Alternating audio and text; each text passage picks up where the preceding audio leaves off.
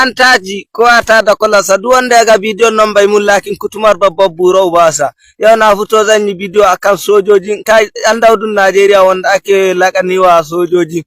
Sojan Najeriya, dan bangan Najeriya, polin Najeriya, immigration Najeriya, DSA waye kutubar bankara bakan bukan babbar burau baku. Na ci mai gantala uwar gindin babarku, Allah ɗine muku jajan karnuka ga falallu jajan awaki. To da fari dai assalamu alaikum. Ba lokacin bata lokaci duba da yanayin rayuwa. A sa sosai madalla ne a layi kada a shagala. Cewar rise mama, cewar madalla, cewar madagwal, cewar usi ana reta. Sakonka ya iso gare mu. Bala mi lakin din ba, bala mi shiyar din ba. Mu kuma mun ce uban ka mun mirgina mu uwar shi guda. Duka waɗannan kaki din da ka lissafo ƴan banga DSS soja wane ne duka mun zura su a gindin uwarka. Dan mai buga mu uwarka guda dan sojan Najeriya ya fi karfin ka kira shi dan Daudu. Dan Daudu yana gida dan mai buga mu uwarka guda. Sojan Najeriya na rantse da girman Allah ya wuce lissafin ka. Lissafin ka zai fada lokacin da za a nuno an rike ka, lokacin za ka tabbatar da cewa sojan Najeriya ba dan Daudu bane ba. Wannan lokaci ne wanda Allah ya baku, idan za ku tuba tun kafin mutuwa ta zo ta riske ku.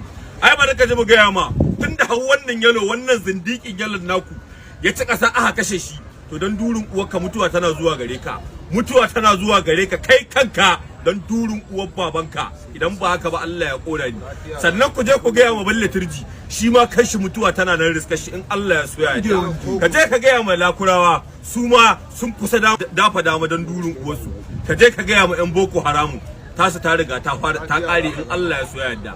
Ai tunda Allah ubangiji ya sa sojojinmu na Najeriya sun yunkura, sun kuma sa abin a ransu, sun jajirce wajen kauda ku, to darajar annabi da alkur'ani sai kun kare. Sai an yi lokacin da za a nuno a ce ba sauran dan ta'adda a arewacin Najeriya, sai an nuno an ce ba sauran wani dan shegiyar tsinanne wai wanda gwamnati wai za ta tsaya ta zara mai ido dinga dauki bayan Allah. Bari ka ji mu gaya ma, lokaci ne wannan gare ka, sai yasa zaka kafa kyamara a ɗakin uwarka ka zo ka zagi duk wanda ka ga dama, amma ka bari mai hadawa ta hada. Ka san dama daga nesa wallahi kare yana kashe ragon layya.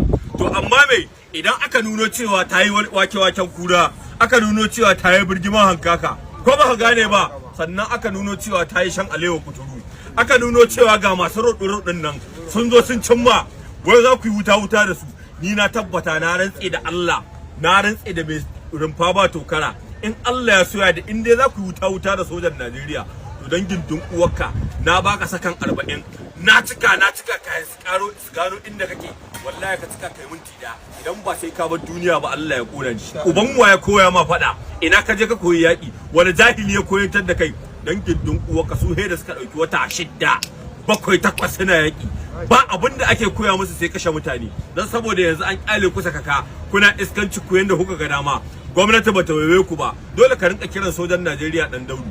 To ba sojan Najeriya bane dan Daudu, uban da yayi uwarka shine dan Daudu. Sannan ya sha manta, sannan kuma zagin da kake yi na cewa ai shi yarin ba za mu ba, ko ba bakin zagi kai mu ba, duk da mun riga mun san cewa sababul muslim fusuku, to ai kai ba musulmi bane ba, sai yasa za mu shiru mu tukunkuna mu uwarka kai gindi ina ku ya sha manja, har da bakin mai dan golayen uwarka. To bar oki mace ba ta da golaye, dai uban shi. Allah ya kara mu uban ka manyan golaye, cewa usi ana reta. Wai ba malalla, kamar yadda ka wadi ka kara fadi. Ba mu da lokacin bata lokaci kan wani ba gidaje dan Dauda dan ta'adda, dan mucin uwa ko ba lakurawa, ba kidnappers, ba yan boko haram. Wallahi tallahi kamar yadda malalla ya fadi, to cikin jira kuke, jira ya kama ku. Wai ka ce ai sharing ai lakin, domin shiyara ma uwar kabura, mun azurta ma uwar kabura. Wallahi da kake ganin mu fara dan mu daina wafa, ka gan mu na sama da ƙasa, wallahi ba gudu ba ja da baya, ko ruwan da ke gudu wallahi ba ma sha. Cewa malakwalan matan Zaria. Adar wannan gaskiya ne. Kai a dan ta'adda ka samu lokacin ka samu damar da za ka kalli sojan Najeriya ka kira shi a mace. Lafiya za ka wata ƙwarin gwiwa wani abin nan kake da shi wanda za ka kalli sojan Najeriya ka kira shi a mace. Kai ka san da cewa wata nawa ke ɗaukan horo, sannan za ka zo kana kira shi a mace. To bijai Muhammadu Rasulullah, in dai an yi da ɗan Muhammadu Rasulullah, insha Allah wallahi tallahi kwana tashi wande. Sai ka kullun kura da kai dan uwa ka. Wallahi sai ka tai. Kuma sojojin Najeriya abinda muke so muke bukata, da Allah ku tada kwalau, ku ƙara tada ta, ku zo ku share mana mutanen nan su tabbatar da cewa ku mazajen fama ne. Dama mu already mun riga mun san mazajen fama ne ku. wallahi su kansa sun san cewa ku mazajen fama ne, amma me lokacin su ne bai ba, wa'adin su ne bai cika ba. Wannan yalo kuma Allah ubangiji ya ƙara ma nauyin ƙasa, Allah ya ɗora ma bala'i da masifa. Wallahi tun a nan duniya ka tabbatar da cewa rayuwarka ta watse, ta ta'azzara, ka tafi ka zo a gyara ka koma alakuru.